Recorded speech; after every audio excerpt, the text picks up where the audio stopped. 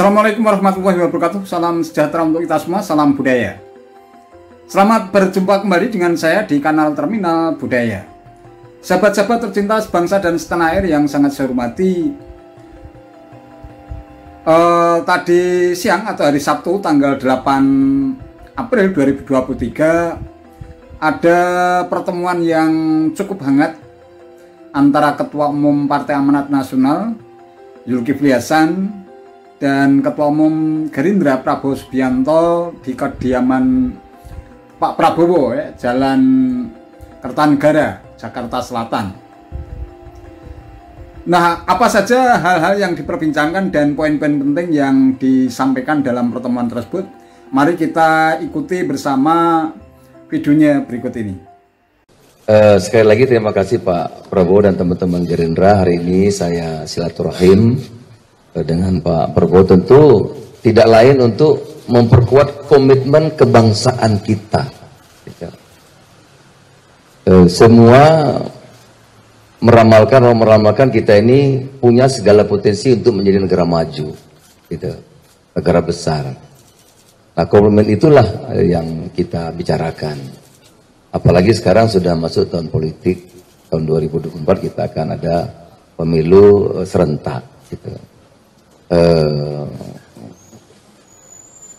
Negara besar nggak mungkin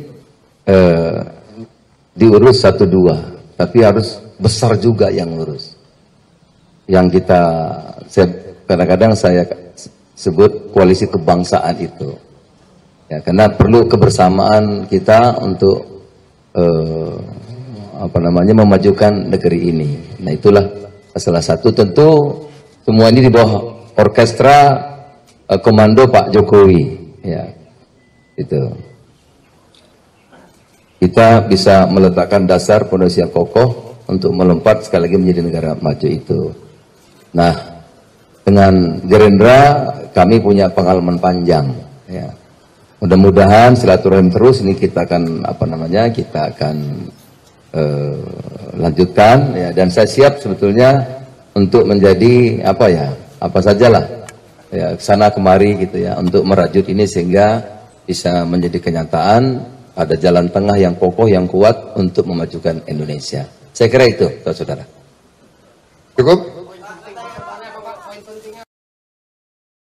Poin penting adalah bahwa kita berjumpa untuk meneruskan upaya-upaya untuk mencari format menghadapi tahun depan 2024 pemilu. Ya, jadi tadi sudah disinggung oleh Pak Tul, negara kita negara besar, ya.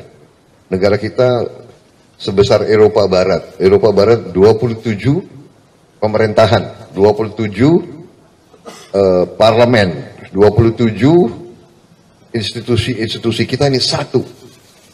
Jadi kita sangat besar, dan sekarang terjadilah suatu pengalaman yang baik yang kita hadapi 4,5 tahun ini, ya, bahwa dengan suatu jiwa kebersamaan, jiwa kekeluargaan, dengan kita apapun pernah terjadi suatu perbedaan atau suatu persaingan yang keras, tapi jiwa persatuan, jiwa rekonsiliasi. Tidak ada satu yang harus menang, yang satu harus kalah telak. Tidak, kita semua harus menang. Everybody must win. Kita itu yang kita jadi poin pentingnya itu, ya, bahwa ini bagian dari itu. Dan saya yakin dalam bulan-bulan akan datang ini kita akan capai, ya Pak Zul, ya. Betul, Pak. Kita akan terus ketemu, ya, dan ya ini tugas kita. Kita jadi pemimpin partai, ya. Ya, ini kita sekarang yang harus capek untuk mencari format supaya rakyat itu tenang, supaya rakyat itu menghadapi peralihan kita ini semua sejuk. Ini yang kita inginkan. Ya, jalan tengah. Kita ingin suatu kesejukan. Kita ingin suatu moderasi, ya. Gak usah jor-joran lah kalau bersaing, ya, biasa-biasa aja. Saya kira itu, Pak Zul. Baik. Mungkin jadi ini yang Pak Prabowo tadi sampaikan, yang kami diskusikan, intinya kita ingin Indonesia yang menang. Indonesia yang menang. Nah, bagaimana Indonesia menang ya tadi yang kami sampaikan bareng-bareng, kebersamaan, ya, komitmen kebangsaan di bawah komando Pak Jokowi sebagai jalan tengah nanti untuk memajukan Indonesia. Saya kira begitu. Dan saya datang ini juga sudah bicara sama Pak Erlangga, sama KIB, ya, sama KIB. Mereka senang hati karena silaturahim ini, pertemuan itu kan antara pimpinan parpol apalagi tentu penting, gitu ya. Yang nggak sama bisa jadi mengerti, apalagi kalau yang mengerti bisa jadi sama.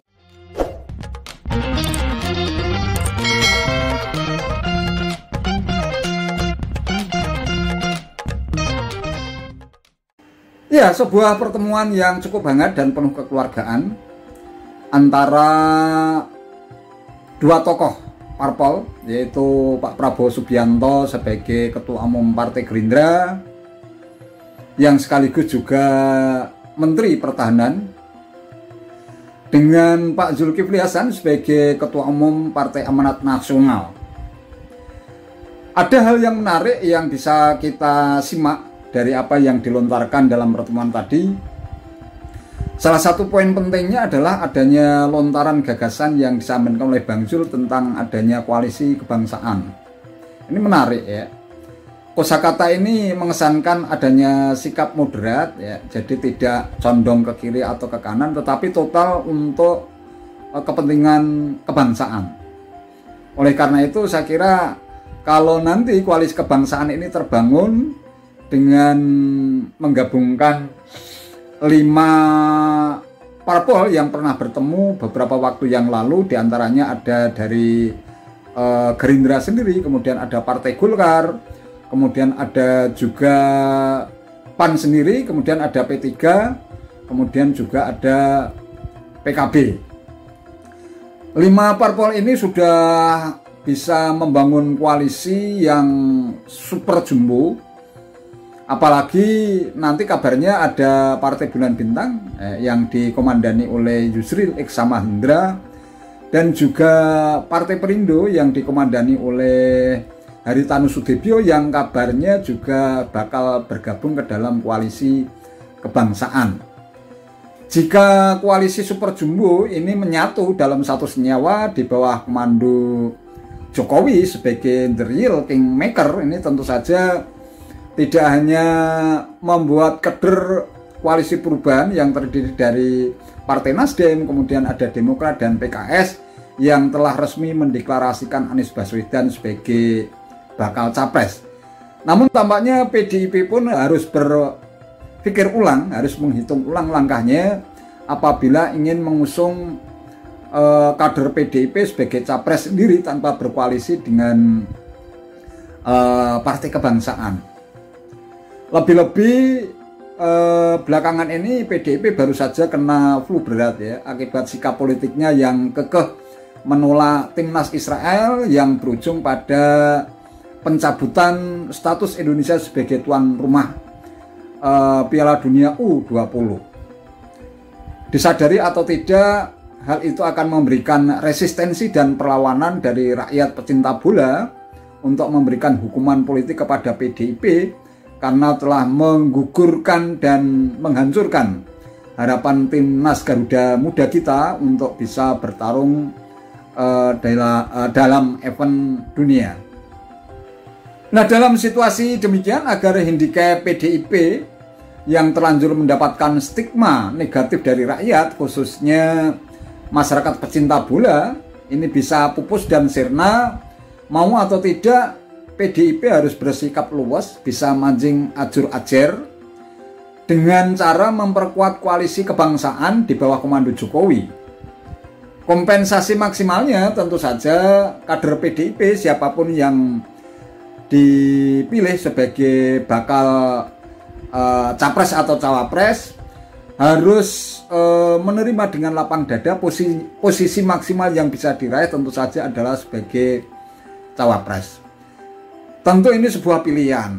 Meskipun demikian, pilihan kader PDIP sebagai cawapres di koalisi kebangsaan tentu akan jauh lebih bermakna daripada PDIP kekeh dan terlalu memaksakan diri untuk mengusung kadernya sebagai capres tanpa berkoalisi dengan koalisi kebangsaan. Meskipun demikian, tentu saja hal itu akan sangat bergantung kepada Ketua Umum Megawati Soekarno Putri yang memiliki otoritas tertinggi di dalam tubuh Partai Banteng Bermoncong Putih ini dalam mengambil keputusan strategis menjelang pemilu tahun 2024. Dan yang pasti kalau memang nanti pada akhirnya toh PDIP tidak mau berkoalisi ke dalam koalisi kebangsaan di bawah komando The Real Kingmaker Jokowi, kemungkinan besar ada 3 kelompok atau 3 kubu yang bakal bertarung dalam kontestasi Pilpres 2024. Yang pertama adalah Koalisi Perubahan yang sudah resmi mengusung Anies Baswedan sebagai bakal capres.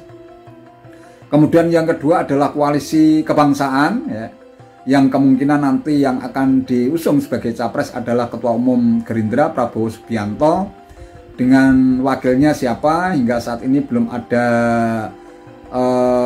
kabarnya. Dan kubu yang ketiga adalah PDIP yang mengusung capres dan cawapresnya dari internal kader PDIP. Kalau situasinya memang demikian, ada 3 kubu yang akan bertarung di Pilpres 2024. Sepertinya tidak terhindarkan lagi apabila Pilpres tahun 2024 akan berlangsung dalam 2 putaran. Kita tunggu saja. Ya, hanya itu saja yang bisa saya sampaikan. Terima kasih atas perhatiannya. Sampai bertemu kembali pada konten saya berikutnya. Wassalamualaikum warahmatullahi wabarakatuh.